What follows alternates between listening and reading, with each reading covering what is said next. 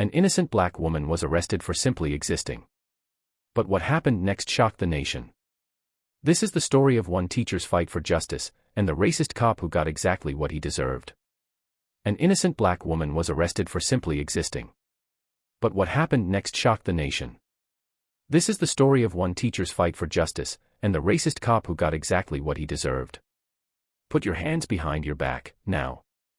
The officer's command cut through the parking lot like a gunshot. Tasha Williams, a 28-year-old elementary school teacher, froze in place, her grocery bags nearly slipping from her fingers. She had just left the local supermarket, her mind occupied with lesson plans for the next day. The last thing she expected was to be confronted by a police officer with his hand hovering near his gun. "Excuse me, officer. What's the problem?" Tasha asked, keeping her voice calm despite the sudden rush of fear. "Shut up and comply." Officer Dan Reynolds barked. He was a tall, broad-shouldered man in his late 30s, his face twisted into a scowl. "You match the description of a robbery suspect." Tasha blinked in disbelief. "Sir, I just came from the grocery store. I've been here for 20 minutes. There's no way." "I said hands behind your back." Before she could react, Reynolds grabbed her arm, twisting it painfully behind her. Tasha gasped as her knees hit the pavement, her face inches from the dirty asphalt. The cold metal of handcuffs snapped around her wrists. Bystanders gasped. Phones came out. Cameras started recording. One witness, a college student named Jamal, later told reporters, she wasn't resisting. She wasn't threatening anyone. She was just black. And that was enough for that cop. But the worst part? The robbery suspect was a 6 feet 0 inches man in a black hoodie. Tasha was 5 feet 4 inches, wearing a bright yellow sundress. This wasn't a mistake. This was racial profiling. And the internet was about to explode. Tasha Williams wasn't just another face in the crowd. She was a beloved third-grade teacher at Maplewood Elementary, known for her patience and dedication. Her students adored her. She was the kind of teacher who stayed late to help kids with reading, who bought school supplies out of her own pocket for those who couldn't afford them. "Ms. Williams is the reason I love math now," one of her students had written in a thank you card just the week before. That day, she had stopped at the store to pick up snacks for her class. "I wanted to surprise them with a little treat," she later recalled in an interview. "I was thinking about how happy they'd be. And then, everything changed." Tasha had never been in trouble before. No arrests. No tickets. Not even a parking violation. She was the last person anyone would expect to be thrown to the ground in handcuffs. As she sat in the back of the squad car, her wrists aching from the tight cuffs, one thought played on repeat in her mind. Is this really happening because of my skin color? Meanwhile, the videos of her arrest were already spreading like wildfire. Within minutes of Tasha Williams' arrest, the videos captured by bystanders began circulating on social media. The footage was raw and unfiltered, showing a calm, unarmed black woman being thrown to the ground by an aggressive white police officer for no justifiable reason. The contrast between Tasha's composed demeanor and Officer Reynolds' unwarranted aggression was impossible to ignore. By the end of the first hour, the hashtag Justice for Tasha had begun trending on Twitter. People from all over the country, celebrities, activists, and ordinary citizens, shared the video, demanding answers. Comments flooded in, expressing outrage and disbelief. "How is this still happening in 2025, one user wrote. "She was literally just standing there." "What was the threat?" another asked. But the most damning evidence came when a whistleblower inside the police department leaked Officer Reynolds' personnel file.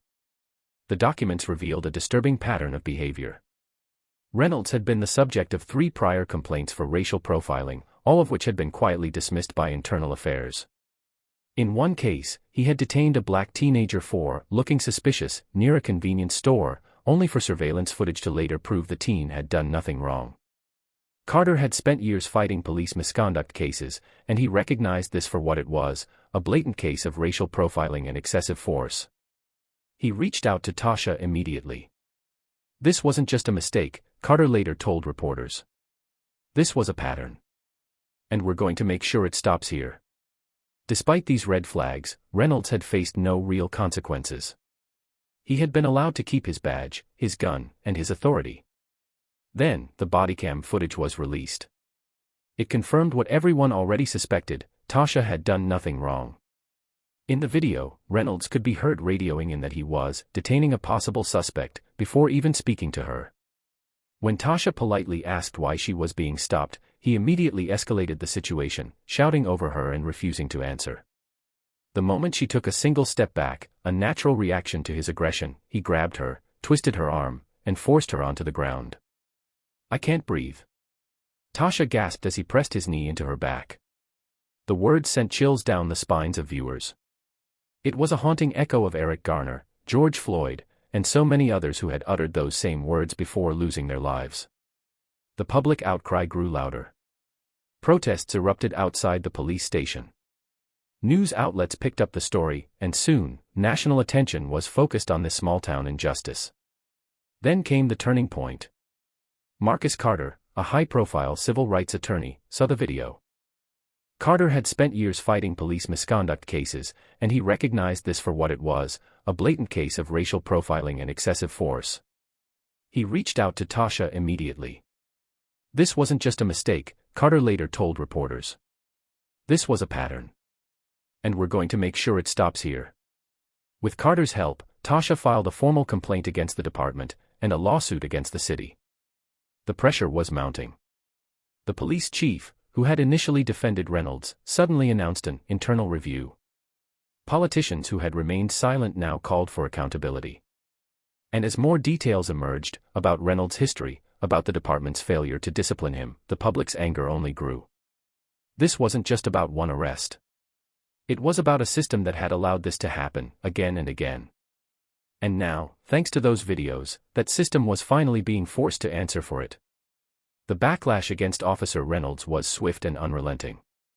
Within 24 hours of the video going viral, the police department announced his suspension. But for the public, that wasn't enough. Protests continued outside the station, with demonstrators holding signs that read, "Fire Dan Reynolds," and "End Racist Policing." Local businesses joined in, some even refusing to serve officers until action was taken. The department, facing unprecedented scrutiny, had no choice but to act. A week later, Reynolds was officially terminated. But the consequences didn't stop there. Tasha's lawsuit against the city moved forward, and with Marcus Carter's expertise, the case was airtight. The city, knowing it couldn't win in court, or in the court of public opinion, offered a settlement, $1.2 million. For Tasha, the money was secondary. What mattered was the admission of wrongdoing. "This was never about money," she said in a press conference. "It was about making sure no one else has to go through what I did." Meanwhile, Reynolds' life unraveled. His wife, embarrassed by the scandal, filed for divorce. His friends in the department distanced themselves. And when he tried to find another job in law enforcement, no agency would touch him. The final blow came when the district attorney's office announced it was reviewing his past arrests for possible misconduct. Several cases were overturned, and victims of his abuse came forward with their own stories. In the end, Reynolds, once a man with a badge and authority, was reduced to working as a low-paid security guard at a mall, a fact that many saw as poetic justice. Today, Tasha Williams still teaches at Maplewood Elementary, but her life has taken on a new purpose. She speaks at rallies, works with civil rights organizations, and mentors young black students on how to protect themselves during police encounters. "I won't let what happened to me happen to anyone else," she says. As for Officer Reynolds, he remains a cautionary tale, a reminder that racism and abuse of power have consequences. The system failed Tasha that day in the parking lot. But because she stood her ground, because witnesses recorded the truth, and because the public refused to stay silent, justice was served. And that's a story worth remembering. What do you think? Was this justice, or should the consequences have been even stronger? Let us know in the comments.